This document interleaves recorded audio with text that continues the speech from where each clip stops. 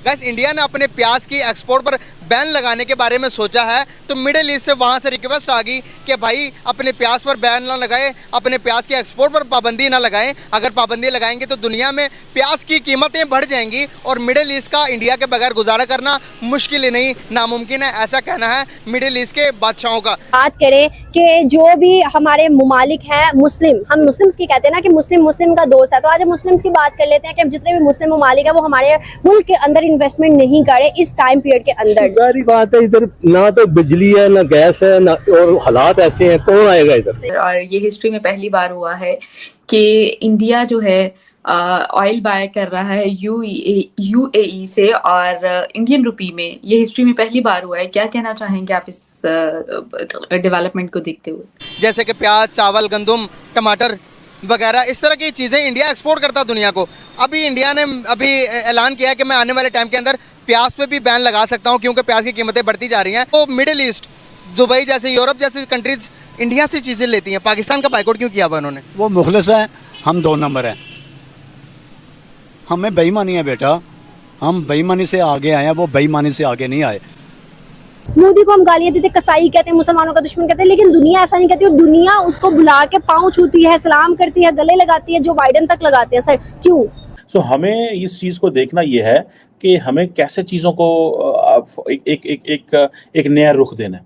ठीक है, ना ये 2007 है, ना इंडिया में मनमोहन सिंह है, ना इंडिया में कांग्रेस है, इंडिया में बीजेपी है, इंडिया में मोदी साहब हैं, वहाँ पे जयशंकर साहब हैं। भाई वो उनका माइंडसेट रीड करें।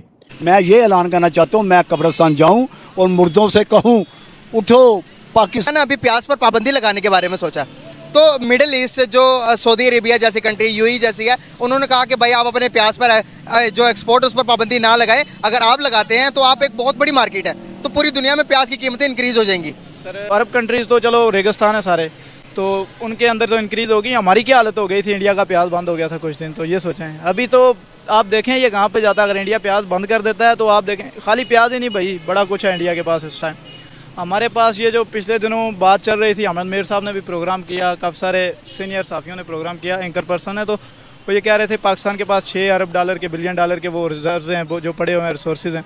तो वो सर जी वो निकालें ना, किधर हैं यार? खा गया कोई कॉपर बेच के खा गया, कोई हमारे पास कुछ भी नहीं है। हम अभी भी इंडिया के टुकड़ों पे पल रहे हैं, ये मैं आपको हकीकत बात बताऊं। इंडिया के टुकड़ों पे पल रहे हैं भाई। प्याज वो बंद कर दे, आप क्या खाओगे? अभी मैं आपको बता दूं, ये उसने पानी छोड़ा है दरिया सतलुज के अंदर, जो पानी आया उसकी वजह से कितना पाकिस्तान को डैमेज हुआ है। पंजाब, ख़ास तौर पे पंजाब, पाकिस्तान के सारा जो इकोनॉमिक का दारोमदार है ना, इकोनॉमिक का, वो सारा पंजाब के ऊपर है ज़री तौर पे। तो जब पंजाब डैमेज हो जाए तो फिर समझ लें पाकिस्तान डैमेज हो रहा है। इस बात को आप क्या कहना चाहेंगे? आपके एक तरफ हम जो कि यहाँ पर बैठ के गाली दे देते हैं इंडिया को, लेकिन अपनी तैयारियाँ नहीं करते। अगर हम अपने डैम को बना लें, इंडिया जितना मर्जी पानी छोड़े, यहाँ पर पानी छोड़े तो हम गाली देने पे उतर आते हैं, अपने डैम नहीं बनाने। मैं आपको इस बारे में एक बात बताता चलूँ कि मेरी इन्फॉर्मेशन गलत भी हो सकती है, लेकिन 350 डैम बनाए हैं आज़ादी के बाद इंडिया ने। 350 डैम्स बनाए। जम्मू एंड कश्मीर में जितने डैम है पूरे पाकिस्तान में नहीं है। तो आपने और मेरे मुल्क के जो आपके और मेरे मुल्क के जो यहाँ पे रहनुमा हैं, जो हमें रिप्रेजेंट करते हैं, तो सर उनने क्या किया पाकिस्तान के? कुछ भी नहीं। अगर डैम बने होते तो मंगला डैम परसों भर गया, रिपोर्ट आई, एक ही डैम है और जिसके सर पे चल रहा है सारा ये दरिया सतलुज वगैरह। तो उन्होंने कहा जी भर गया, आप हम पानी की निकासी का कोई सिस्टम करेंगे, निकासी आपका। तो फिर वो उसकी वजह से इंडिया ने डैम बनाया। भाई वो आपको पानी से ही डुबो सकता है, जो हकीकत बात है उसको तस्लीम करें, लेकिन अल्लाह की मदद होती है मुसलमानों के साथ, ये एक बिलीव है हमारा। बाकी ओवरऑल हमारे हालात, हमारे करतूत वो नहीं है, हमारे अमाल नहीं है कि हम किसी भी तरह की कोई तवक्को। मेरी क्या चाहते हैं, पाकिस्तान के साथ रहना, आज़ाद रहना या इंडिया के साथ? मैं अपनी राय बताऊँ ना, बाकी किसी की राय के बारे में क्या कहूँ, लेकिन मोस्टली जो मेरे फ्रेंड हैं, कोलीग हैं, एक देखें आइन के अंदर एक जो जमहूरी रास्ता है, जो आइनी रास्ता है, वो यही है। पाकिस्तान ने जब हिंदुस्तान से सब कॉन्टिनेंट बरसगीर से जब कहा था ना कि हमें अलग मुल्क चाहिए, तो वो उनका आइनी हक था। ये भी कश्मीरियों का आइनी हक है, वो जब चाहे मांग सकते हैं। क्या मांगेंगे? आज़ादी, अपना खुद मुख्तार इंडिपेंडेंस, वो स्टेट बना सकते हैं, उसमें कोई उनको रोके। ये तो फिर गैर आइनी बात होगी, हुकूक सल्ब करने वाली बात होगी, फंडामेंटल राइट की वायलेशन होगी।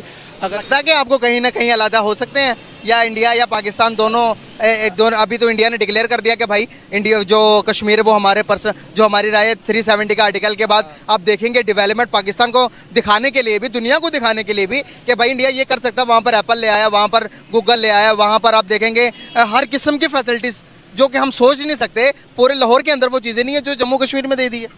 सर जम्मू कश्मीर के अंदर मैं आपको एक बात बताऊँ ना, वहाँ पे लिटरेसी रेट आप चेक करें, आज़ाद कश्मीर के अंदर आप चेक करें यूनिवर्सिटीज़ कहाँ पे यार, किसके साथ कंपेयर कर रहे हैं। और जो आज़ादी वाली आपने मेन आपका जो क्वेश्चन है वो ये है कि क्या हम आज़ादी ले सकते हैं, यानी वो मेरे ख्याल में अब नामुमकिन समझें, क्योंकि नहीं किस तरह, यानी कि कोई एक लॉजिक होती है ना किसी भी बात की, तो लॉजिकली प्रूव नहीं है। पिछले दिनों जो आया था कि हमारे टैंकों में तेल नहीं है, पाकिस्तान की उम्मीद पर 76 साल गुजारे हैं, तो वो मुझे अब नामुमकिन सा लगता है। बहरहाल ये है, कश्मीरी सारे भाइयों को मेरी तरफ से यही मशवरा है कि जहाँ तक आपकी जो स्ट्रगल है ना उसको आप जारी रखें, मायूस कभी नहीं होना चाहिए, स्ट्रगल। बहुत शुक्रिया जी वालेकुम सलाम। कैसे हैं आप? अल्हम्दुलिल्लाह, आप सुनाएं? ठीक ठाक। अल्हम्दुलिल्लाह मैं भी ठीक। नाम आपका? मोहम्मद इब्रार। क्या करते हैं?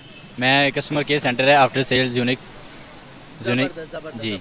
सही है, सेल्स का काम करते हैं। तो बात करने का पर्पस ये है कि क्या हालात लगते हैं मुल्क के, कैसा हालात चल रहा है, नौजवान का कैसा गुजारा? मुल्क के हालात बहुत खस्ता चल रहे हैं, गुजारा तो नहीं है बिल्कुल भी, महंगाई इतनी है, सूरत हाल बहुत गमगीन चल रही है। अच्छा जी। तो क्या सोचा है फ्यूचर के बारे में, क्या सोचा है? बस यही है, मेहनत करें दबा के, जैसे भी होता है मुश्किल से मेहनत करके सब कुछ